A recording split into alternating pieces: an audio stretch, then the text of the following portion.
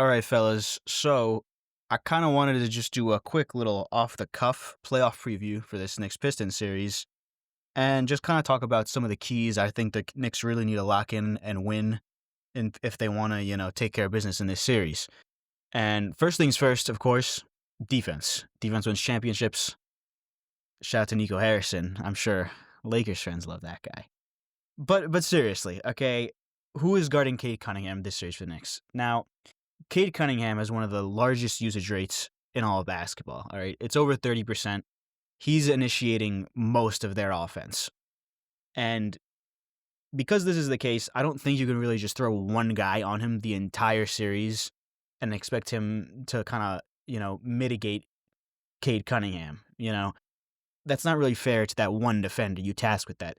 I think you're going to have to throw multiple looks at him. You're going to have to throw OG on him. You have to throw McHale on him, Josh Hart on him. I would even keep Deuce McBride on him as like a changeup of sorts. Just throw a completely different look at him if he's really got it gone. It's important to have different looks. And in a 7-game series, you're seeing your opponent over and over again. Once again, you really need to have different looks to be able to throw at him before he gets really comfortable and dialed in. In terms of pick and roll defense, the Knicks have been playing drop very often. If you're a regular here, you may know that.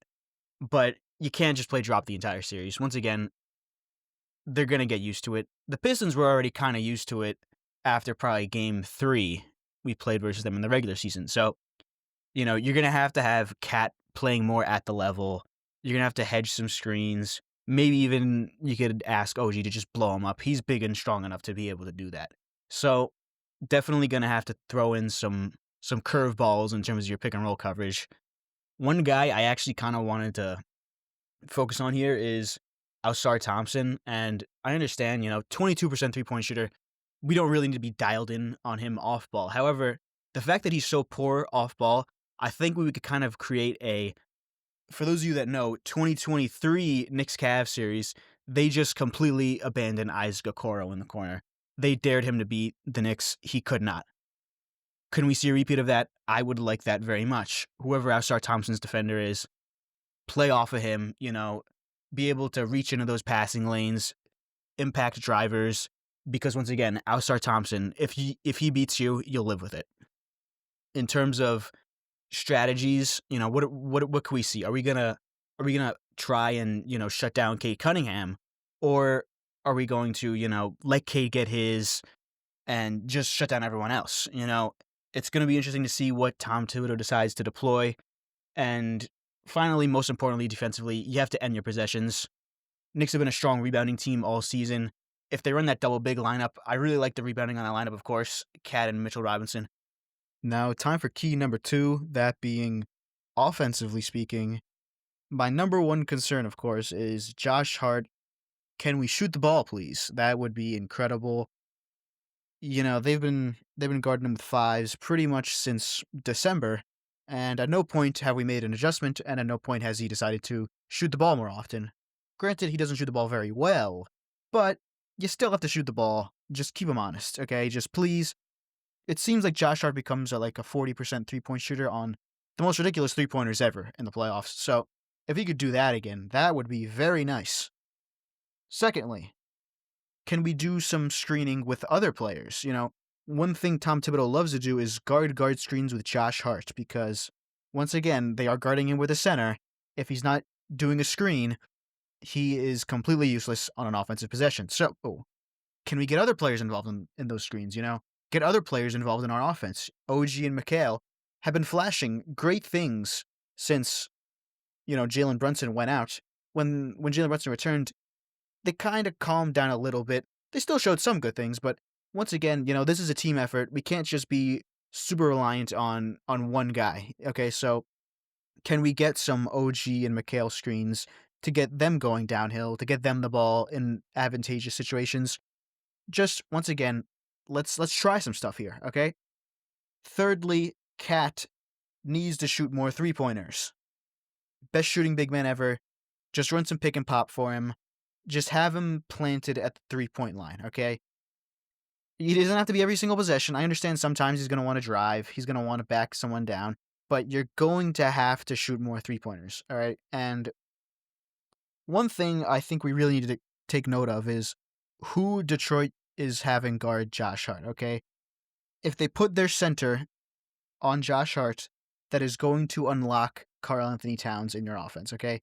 Because I really doubt JB Bickerstaff is going to be running double big Jalen Duren, Isaiah Stewart lineups, okay? So if Isaiah Stewart is tasked with, hey, guard Josh Hart, you have maybe Tobias Harris, maybe Ausar Thompson guarding Karl Anthony Towns. I understand Ausar is not an easy matchup. However, I doubt they're going to throw him on Cat. I feel like he's probably going to be glued on a Jalen Brunson. So Cat, once again, needs to be big in this series, especially if Detroit rolls with the strategy of putting their 5 on Josh Hart. The Knicks obviously just have more shot creators than Detroit. Cade Cunningham is fantastic. However, after him, the secondary playmaker, play initiator is kind of like Dennis Schroeder. Malik Beasley is having a great year. You're not running the offense through him. You're not running the offense through Tobias Harris. Not doing it through Beef Stew, Ausar Thompson. It's Dennis Schroeder, okay? The Knicks have Jalen Brunson, Mikal Bridges, OG. Cat's not really a playmaker, but elite play finisher. You have just so many more looks on offense. You have to take advantage of all of them. Finally, Jalen Brunson, he looked better, as the season kind of winded down, coming off of that ankle.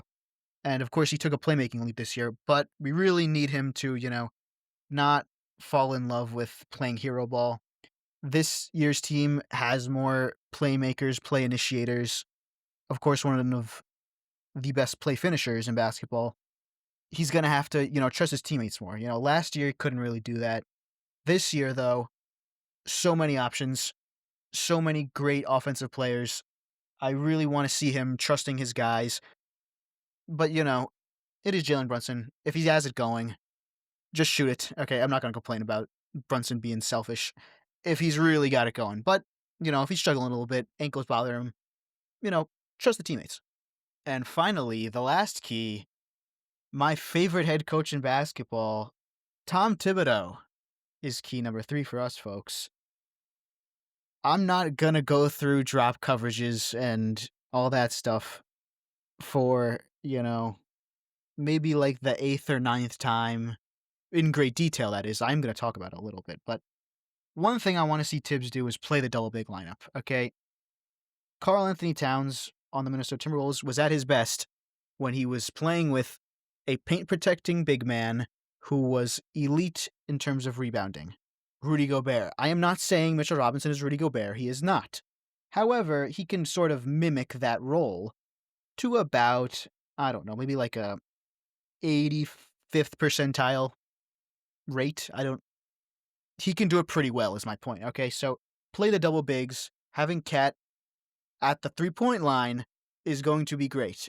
There's no excuse to not put him there if Mitch is on the floor with him. If you put Cat inside the arc with Mitchell Robinson, quite frankly, you may just not understand basketball at that point. And I really would like to think Tom Thibodeau understands basketball. Secondly, we need to do different looks. Like I said previously on defense, you cannot run drop coverage the entire series. You're going to get fried. Try multiple things. Just try things, okay? Throw multiple looks at Cade. I do trust Tom Thibodeau, okay? Because when it really gets to the big moments down the stretch of playoff games, he does get a little more serious. I remember one time he benched Julius Randle for Obi Toppin because Randle was just stinking it up. So I do kind of trust him come playoff time when his back is really against the wall to bring out the good stuff. Rotations. If Josh Hart is not shooting the ball, please, for the love of God, take him out of the game, Tom Thibodeau. And quite frankly, I have a fourth kind of like bullet point here. It's just do the right things, okay? Just be smart, all right? If someone sucks, pull him, even if you love him. If Josh Hart is not shooting the ball, once again, take him out of the game, Tom Thibodeau. He doesn't need to play 48 minutes.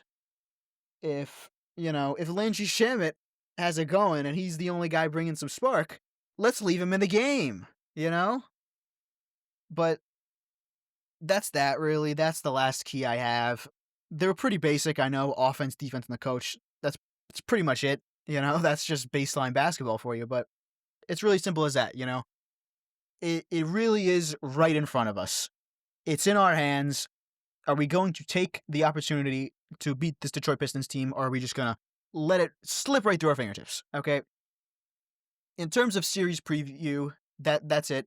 In terms of series prediction, I do have the Knicks winning this series in, I will say, a contested 5 games that could stretch to a 6th game. But regardless, I think the Knicks will win 3 of the first 4 games. Not with ease, but relatively comfortably. You'll come out of the game saying, yeah, the Knicks deserve to win that one. 5th game, who knows what happens? Back against the wall.